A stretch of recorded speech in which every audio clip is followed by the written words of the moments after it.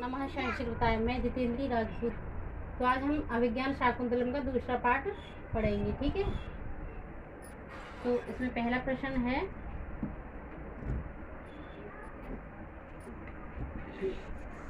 कि कालिदास का विश्व प्रसिद्ध नाटक कौन सा है। कालिदास का महाकवि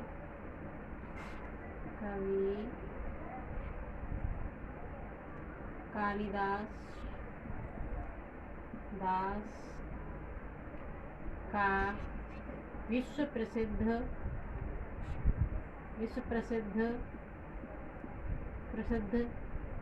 नाटक है। विश्व प्रसिद्ध नाटक कौन सा है? तो विश्व प्रसिद्ध नाटक है अभिज्ञान शाकुंतलम।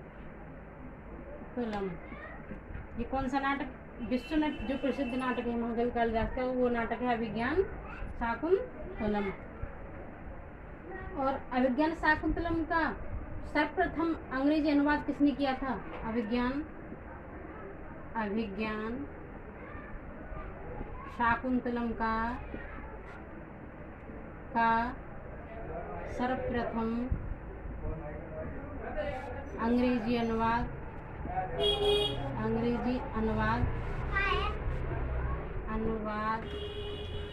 किसने किया? तो इसका सर्वप्रथम अंग्रेजी अनुवाद किसने किया? विलियम तो किसने किया था? विलियम जोन्स, ठीक है। और कालिदास के कितने नाटक हैं? कालिदास के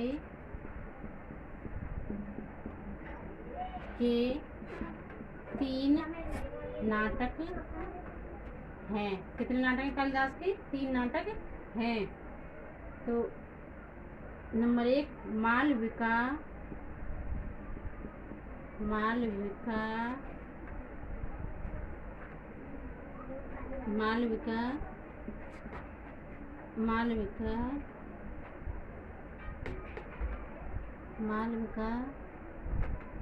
अग्निमित्रम।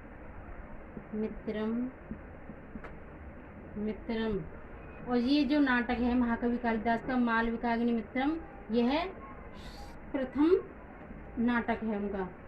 महाकवि कालिदास का ये प्रथम नाटक। अगर एग्जाम में पूछा जाता है कि महाकवि कालिदास का प्रथम नाटक कौन सा है, तो महाकवि कालिदास का प्रथम नाटक मालविका अग्निमित्रम है। नंबर 2 विक्रमोर्वशीयम।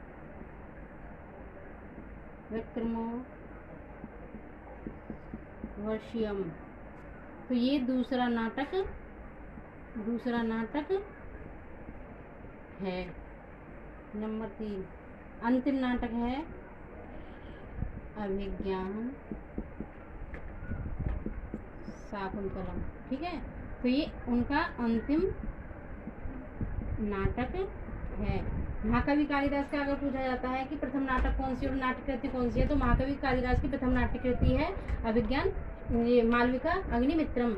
और दूसरा नाटक है विक्रमोर्वशीयम, दूसरा नाटक है अभिज्ञान शाकुंतलम। ये इनके अंतिम रचना है या अंतिम नाटक सर्वश्रेष्ठ। और ये बहुत सर्वश्रेष्ठ नाटक है जिसमें शकुंतला की विदाई का वर्णन है, ठीक है। और कालिदास के सभी नाटक कैसे हैं? सुखांत। कालिदास के सभी नाटक कैसे हैं? सुखांत नाटक हैं, ठीक है।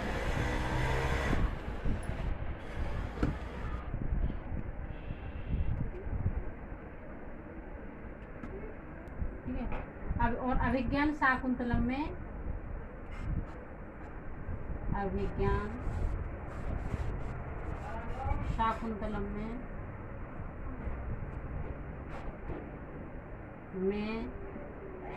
कितने श्लोक हैं? श्लोक या पद्य हैं। तो कितने हैं? 196। कितने हैं? 196, ठीक है। और महाकवि कालिदास की शैली कैसी है? इनकी रसमयी शैली के आचार्य हैं। रसमयी शैली के आचार्य हैं। ठीक है। और अभिज्ञान शाकुंतलम के चतुर्थ अंक का प्रारंभ कहाँ से होता है? तो इसके चतुर्थ अंक का प्रारंभ शुद्ध विष्कम्भक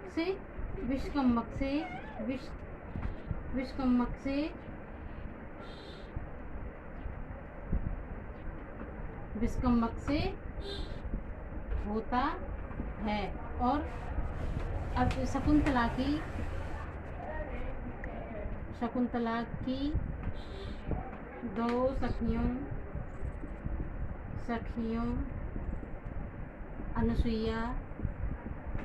अनुसुईया और प्रियंवदा के पुष्प चयन से आरंभ होता है।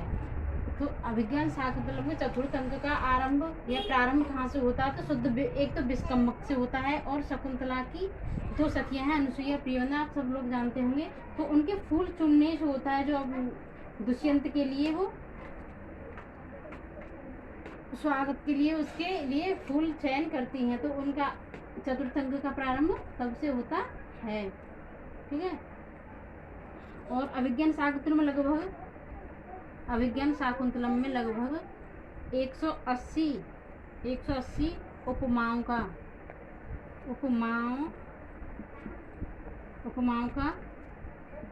प्रयोग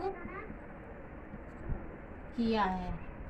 तो क्वेश्चन बन सकता है ये कि अभिज्ञान शाकुंतलम में कितनी उपमाओं का प्रयोग किया गया है? तो इसमें 180 उपमाओं का प्रयोग किया गया है। और अभी शकुंतला, और ये भी क्वेश्चन बहुत आता है कि शकुंतला की अंगूठी किस तीर्थ में गिरी थी? तो शकुंतला की अंगूठी सची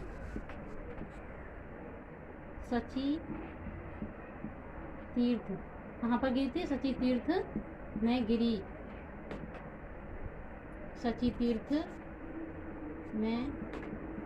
थी। कहाँ गिरी थी? सची तीर्थ में गिरी थी। और आगे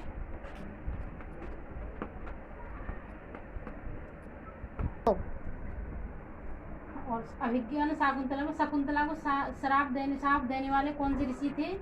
तो वो ऋषि थे, कौन ऋषि थे? दुर्वासा ऋषि थे। कौन से ऋषि थे? दुर्वासा ऋषि थे। और शकुंतला कड़व के आश्रम के बाद किस आश्रम में जाती है? फिर शकुंतला कड़व के आश्रम के बाद फिर किस आश्रम में जाती है? तो वो जाती है, निवास करती है ऋषि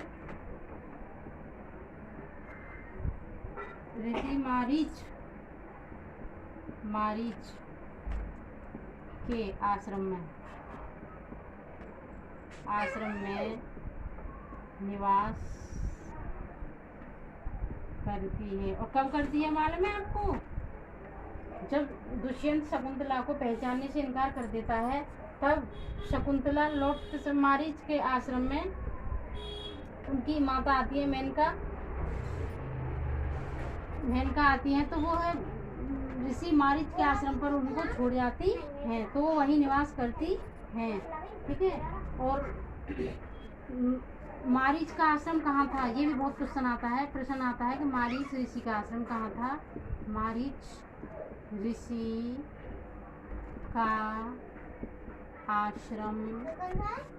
आश्रम हेमकूट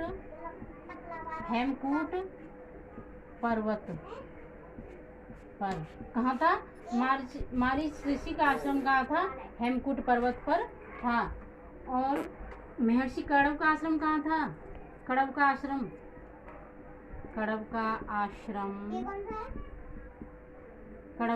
कहाँ था? तो इनका आश्रम था मालिनी नदी के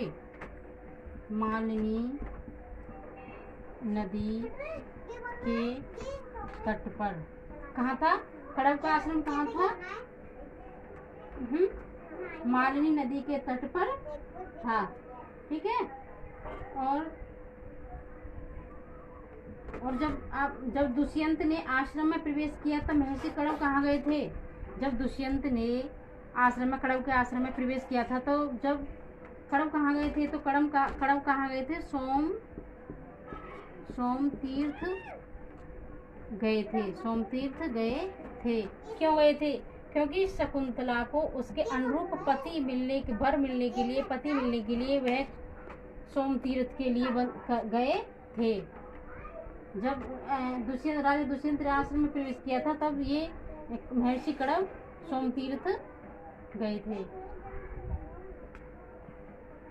और राजा दुष्यंत की कौन सी रानी अभ्यास कर रही थी? संगीत का कौन सी रानी अभ्यास कर रही थी? तो हंस पादका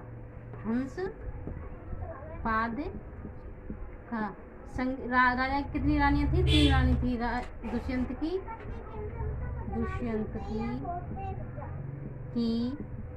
3 रानियां थी। आपको पता है कौन सी बड़ी कौन सी छोटी थी? तो हंस पादका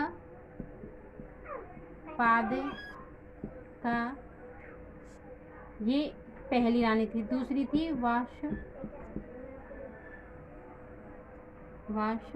वसुमती और तीसरी शकुंतला। 3 रानियां थी, ठीक है। तो पहली हंसपादिका थी, लेकिन दोस्तों आपको पता होगा कि आयोग ने वसुमती को पहली रानी माना था। कौन सी माना था? पहली रानी। इसको उसने आयोग ने ये माना था, लेकिन हंसपादिका पहली रानी थी इसकी, क्योंकि जब ये संगीत का अभ्यास कर रही थी तो ये राजा दुष्यंत वसुमती से प्यार करने लगे थे। तो ये इनको एक वो था श्लोक सुनाती है तो उनको उलाहना देती है। तो हंसपादिका पहली रानी थी, लेकिन आयोग ने माना नहीं, आयोग ने वसुमती को ही माना है। तो आप इस प्रश्न को देख लीजिएगा, ठीक है। हाँ,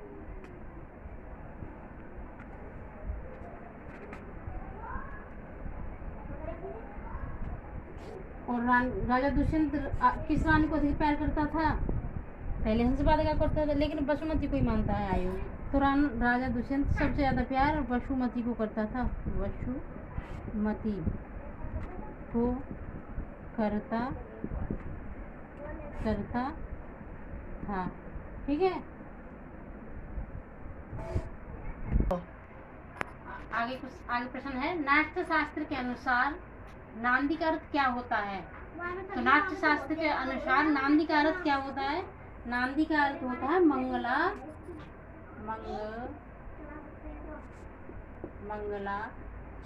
दोस्तों क्या होता है नाट्य शास्त्र के अनुसार नांदी का अर्थ क्या होता है? मंगलाचरण। और नाटक में भरत वाक्य का प्रयोग कब होता है, कहाँ होता है? तो ये नाटक के अंत में होता है। नाटक के अंत में होता, भरत वाक्य का प्रयोग नाटक के अंत में होता है। और शकुंतला पति के चिंतन में कहाँ बैठी थी? जब राजा दुष्यंत चले जाते हैं उसी को अंगूठी देके शकुंतला को, तो वो कहाँ बैठी थी? शकुंतला कहाँ बैठी थी? तो वो कुटिया के पास बैठी थी। कुटिया के पास कैसे बैठी थी? और अपने बाएं मुख पर हाथ रख के बैठी थी, ठीक है। अग्नि गर्भा के समान कौन है? अनुसुईया या प्रेमवंदा कौन थी? तो ये अग्नि गर्भा के समान शकुंतला थी, ठीक है। शकुंतला थी। और राजा दुष्यंत के पास हस्तिनापुर महारानी का संदेश जो लेकर आता है, मतलब दुष्यंत की माता का संदेश जो लेकर आता है, कौन आता है वो? तो वो एक सेवक है राजा दुष्यंत का। तो उसका नाम है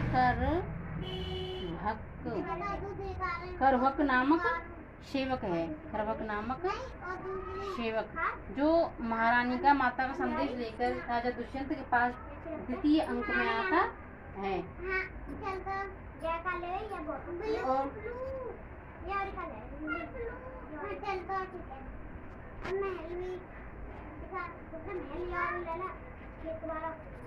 और दुष्यंत को देवा संग्राम की सूचना देने वाले कौन थे? दुष्यंत को देवासुर की संग्राम की सूचना देने वाले कौन थे? तो ये थे इंद्र का सारथी। इंद्र का सारथी। इंद्र का सारथी कौन था? मातली। कौन था? मातली। ये भी पूछा जाता है। और एक क्वेश्चन ऐसे भी पूछा जाता है दोस्तों कि इंद्र का सारथी का नाम क्या है? तो इंद्र के सारथी का नाम क्या था? मातली। और ये भी प्रश्न आता है कि दुष्यंत के सारथी, दुष्यंत के सारथी का नाम क्या है? तो दुष्यंत का सारथी कौन है? आपको पता है? दुष्यंत के सारथी का नाम सूत। कौन था इसका? सूत। दुष्यंत का सारथी कौन था? सूत। और दुष्यंत के सेनापति कौन था? दुष्यंत